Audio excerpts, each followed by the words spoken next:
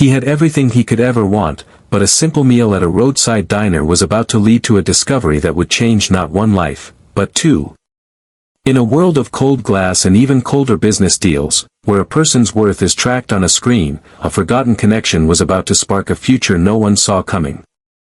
This is a story about the real value of kindness, the debt of friendship, and a single gesture so powerful it would bridge the gap between a forgotten past and an unbelievable tomorrow. Hook. Ethan Vance lived in a world that bent to his will. His mornings didn't start with the sunrise, but with the opening bell of the stock exchange, a storm of numbers that, to him, was a perfect symphony. His days were a blur of boardroom showdowns and strategic decisions that could make or break fortunes overnight. But as he sat alone in the sterile silence of his penthouse, looking down at a city that glittered like scattered diamonds, a hollow echo filled the room. What does a man who has everything do when he realizes he's sold the most important parts of himself to get it? Across town, as the sky bruised purple with the coming dawn, Clara Jensen was already awake. Her world was never silent. It was a constant clash of clattering plates, impatient customers, and the humming drone of the old fridge in her tiny apartment. Her life wasn't measured in profits and losses, but in double shifts, the rising cost of her mother's medicine, and the quiet, aching space where her own dreams used to live. Two lives, once woven together in the simple hope of childhood, were now universes apart. But a traffic jam on the highway and a random detour were about to make those universes collide in the last place on earth either of them expected, a greasy spoon diner off a forgotten exit. Section 1, The Worlds Apart. Ethan's world was all about cold, hard calculation. His tailored suit cost more than the average car. His watch didn't just tell time. It measured his power and influence. He sat at the head of a massive mahogany table, his eyes scanning the faces of his board members, sharp, ruthless people he had handpicked himself. The Aerodyne Dynamics acquisition is complete, his COO announced, a spark of triumph in his eye. We're projecting a 17% revenue increase in Q4. Ethan gave a slow, unreadable nod. Good. Start the integration. I don't want synergy, I want dominance. You're dismissed. The board members filed out, leaving a mix of fear and relief in their wake. Ethan stayed, staring out the panoramic window at the city spread below him like a kingdom. He'd won. Again. He always won. But the victory felt hollow. He remembered when winning meant a blue ribbon at a school science fair, a shared look of triumph with his partner, a promise whispered over cheap sodas that they would build amazing things together. Where was that kid now? The one who dreamed of building rockets, not just buying the companies that did. His assistant, Amelia, entered the room. Mr. Vance. Your helicopter is ready for the Geneva summit. Cancel it, Ethan said without turning around. Amelia blinked, her perfect composure cracking for a second. Sir. The flight plans are filed. Tell them I'm indisposed, he cut her off. He finally turned, his eyes heavy with a weariness that went bone deep. Amelia, when was the last time you just drove? Not to get somewhere, just to drive. She looked confused. I can't say I have, sir. Me neither, Ethan murmured, walking past her. He didn't want the helicopter. He didn't want the summit. He wanted to feel something real. Meanwhile, Clara's reality was closing in on her. Her 4:30 a.m. alarm was a cruel start to another brutal day. She moved through her tiny apartment with a survivor's efficiency, checking on her sleeping mother, whose soft, wheezing breaths were a constant, painful reminder of the medical bills stacked on the counter. Clara once dreamed of being an architect. Her sketchbooks, filled with designs for beautiful, light-filled buildings, were now buried in a box under her bed. She'd sold her high-end drawing tablet months ago to pay for a new round of her mom's treatments. At the diner, the corner booth, she was a whirlwind. She refilled coffee, took orders, and moved between tables with an exhausted grace. She treated everyone with the same gentle kindness, from the gruff truck drivers to the gossiping ladies who came in every morning. Her coworker, Maria, sighed as she wiped down the counter. "You hear? Old man Henderson is selling the building. New owners are jacking up the rent. Another $200 a month." Clara's heart sank. That was $200 she simply didn't have. It meant 4 extra shifts. It was the difference between scraping by and falling off a cliff. "We'll figure it out," she said, her voice steadier than she felt. "We always do." "You always do, you mean," Maria replied, looking at her with concern. "Clara, you take every extra shift. When do you ever rest?" Clara just gave her a tired smile. "Rest is a luxury, Maria. We deal in necessities." Later, on her break, she was scrolling through her phone when she saw a familiar face in a news article. Ethan Vance. The quiet, brilliant boy she'd built a model volcano with in 7th grade. Her best friend. Now, he was a titan of industry. A pang of regret and a deep, hollow ache went through her. Did he ever think about their old promise? To build amazing things together? Probably not. People like him didn't have time to look back. She closed the article, took a deep breath of the greasy air, and went back to work. Section 2, The Inciting Incident, The Diner. The sleek, black sedan was completely out of place parked next to the dusty pickup trucks outside the corner booth. Ethan's driver glanced nervously in the rearview mirror. "Sir, the highway's closed. A major pile-up. This was the only detour. We can wait, or..." "Stop here," Ethan said, his eyes fixed on the humble diner. It looked like a place untouched by time and ambition. It looked real. "Here, sir," the driver asked, shocked. "I could use a coffee," Ethan said, stepping out of the car. The air here smelled of damp earth and wood smoke, not exhaust fumes.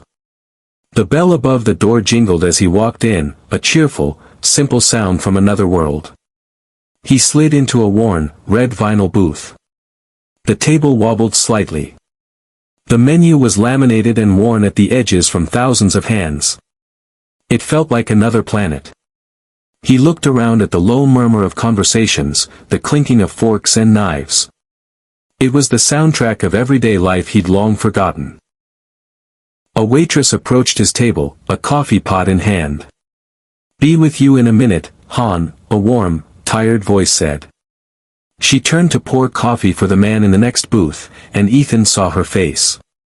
In that instant, time just seemed to stop. The years collapsed. The face was older, etched with lines of worry and exhaustion he didn't recognize, but the eyes were the same. The same bright, intelligent blue that had looked at him with so much excitement as they glued the last piece on their prize-winning science project. "Clara," he whispered, the name feeling strange on his lips after so long. She finished pouring the coffee and turned to him, a professional smile ready. "All right, what can I get for?" She froze. Her eyes widened, her smile vanished. She saw the expensive suit, but then she really looked at his face, and the recognition hit her like a wave. "Ethan," she breathed, her voice barely a whisper. "Ethan Vance." "Yeah," he said, a slow smile spreading across his face. The first real one he'd felt in years. "It's me." The moment hung between them, heavy with 2 decades of unspoken history. For Ethan, it was a jolt that shook him awake. For Clara, it was a ghost from a life she had locked away, standing right in front of her. She clutched the coffee pot, her knuckles turning white, suddenly aware of her stained apron and the vast, impossible distance between his world and hers. "Cream and 2 sugars, right?" she asked, her professional voice a shield against the flood of emotion. He was floored that she remembered.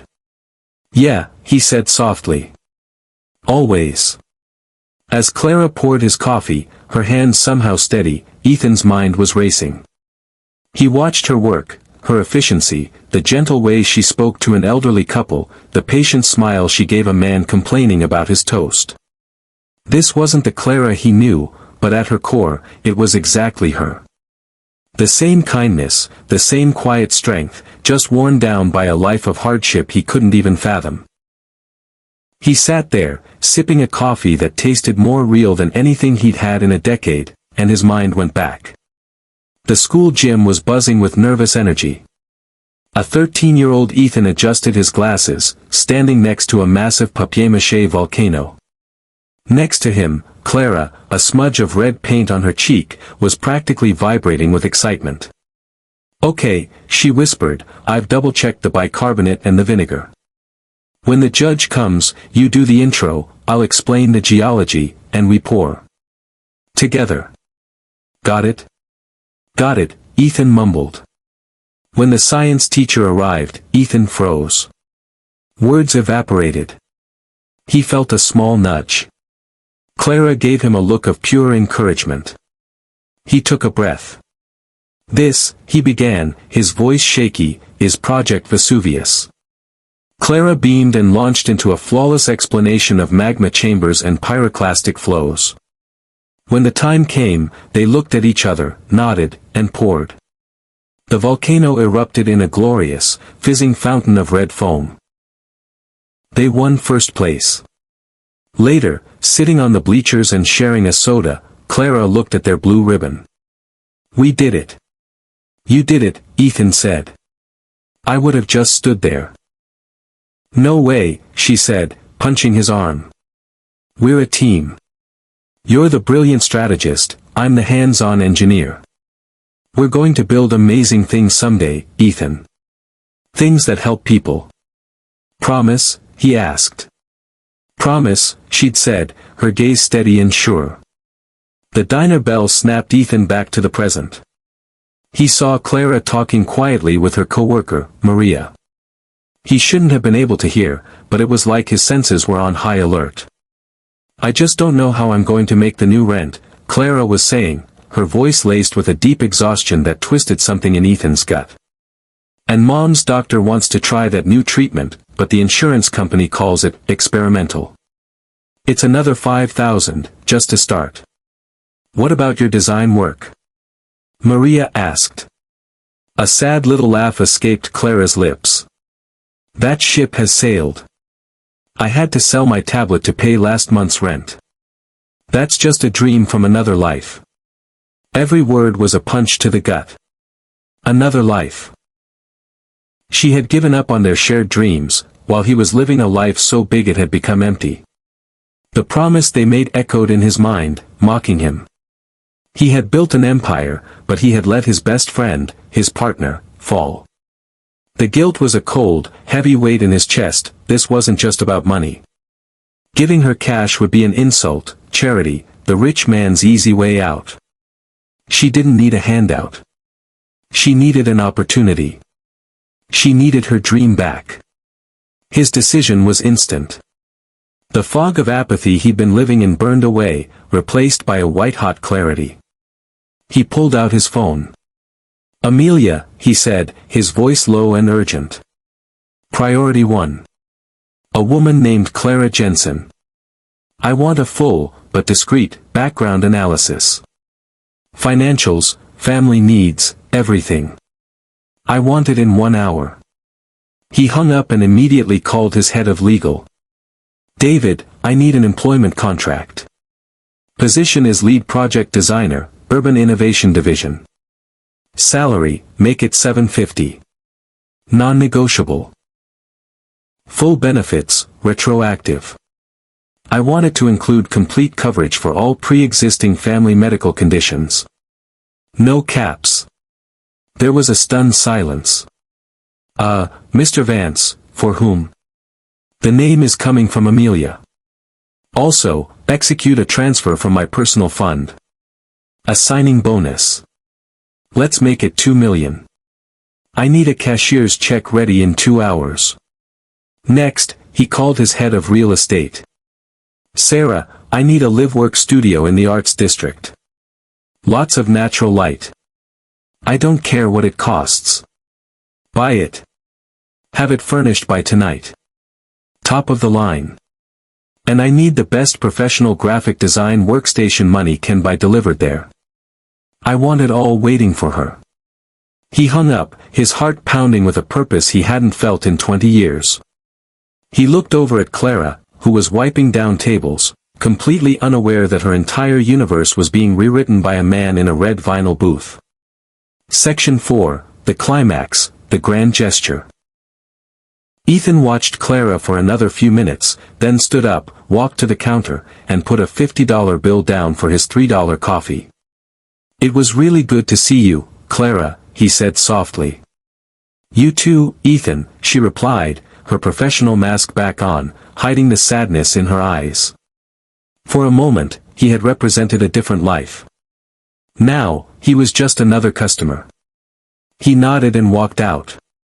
The bell jingled. Clara let out a breath she didn't know she was holding and tucked the 50 into her pocket. A small, bittersweet souvenir. Less than 5 minutes later, the bell jingled again. Clara looked up, a tired, "Be right with you," on her lips. But the words died.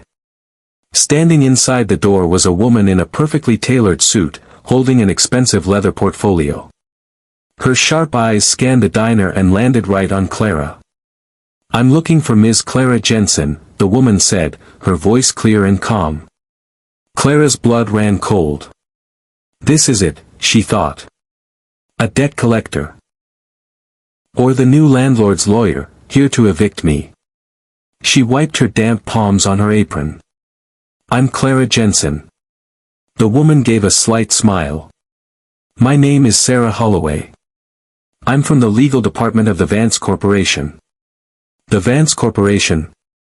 Clara repeated, confused. "Did Ethan send you?"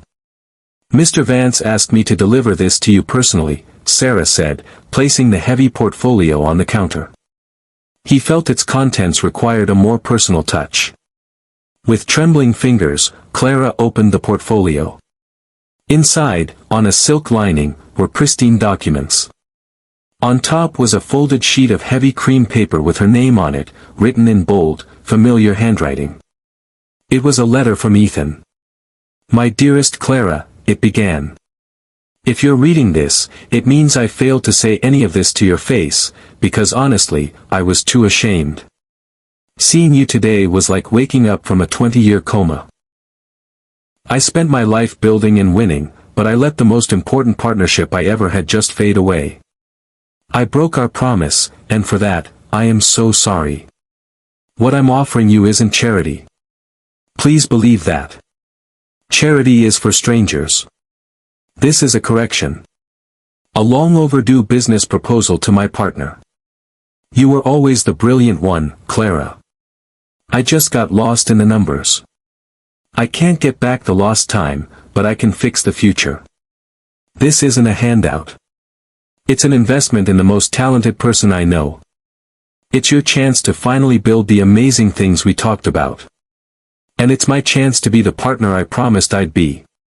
Yours, always. Ethan." A tear dripped onto the page, smudging the ink. Her hands were shaking so hard she could barely pick up the next document. It was a formal contract, employment agreement, lead project designer, Urban Innovation Division. Her eyes scanned the details. A salary that made her head spin, a medical plan that explicitly covered all of her mother's treatments, no exceptions. Beneath that was a cashier's check. She stared at the string of zeros, unable to process it. It was more money than she could earn in 20 lifetimes at the diner.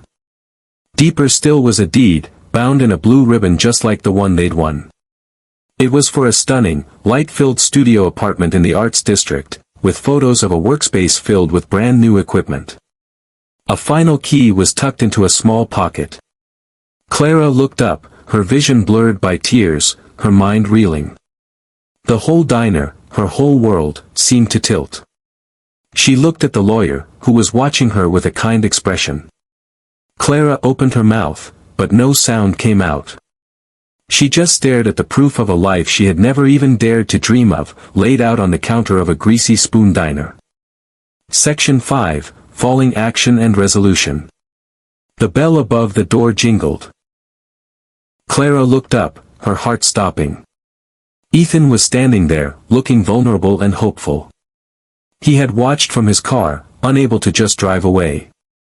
He walked over to the counter, his eyes only on her. The lawyer gave a discreet nod and quietly let herself out, leaving them alone in a sudden, heavy silence. Clara finally found her voice. "Why?" she choked out, holding up the letter. "Ethan, why?" He leaned against the counter. "Because I was a fool, Clara. I spent years building an empire, and I forgot that the strongest things are built on promises. On friendship. I didn't do this to rescue you. I did this to rescue myself. From a life that had value, but no meaning." He gestured to the portfolio. "I didn't give you a job. The job was always yours. You're the most brilliant designer I know. I just finally created the position you deserve. I don't want to be your benefactor," he said, his voice thick with emotion. "I want to be your partner. The one I should have been all along." Clara finally let the tears flow freely, tears not just of gratitude, but of release from years of fear and struggle. She looked at the man before her, not the billionaire from the magazines, but the boy from the bleachers, and saw the same earnest hope in his eyes. She laughed through her tears, a sound of pure joy. A new voiceover begins. They say a single moment can change a life. For Clara Jensen, that moment came not with a contract, but with the quiet sincerity in an old friend's eyes. She accepted the job that very afternoon. Her first act as lead project designer was to write a check that guaranteed her mother the best medical care in the world. Her second was to tell her boss she was resigning, before handing a stunned Maria the keys to her now vacant apartment, with the rent paid for the next 6 months. The narration continues over a montage. Clara's new life began to unfold. We see her stepping into the sun-drenched studio, her fingers tracing the screen of a new tablet, a hesitant smile turning into a look of fierce joy. We see her at a hospital bedside, holding her mother's hand, both crying tears of relief. We see her in the Vance Corporation boardroom, not as a visitor, but at the head of the table, passionately presenting a new design for a community housing project that puts people before profits. Ethan watches from the side, not as her boss, but as her proudest supporter. The final scene fades in. Months later, on the balcony of Clara's studio, the city glitters below. Ethan and Clara are sharing a pot of coffee. The awkwardness is gone, replaced by the easy warmth of a rediscovered friendship. They aren't the billionaire and the waitress anymore. They are Ethan and Clara. Partners. Equals. Their friendship, once a forgotten memory, was now the foundation of everything that came next.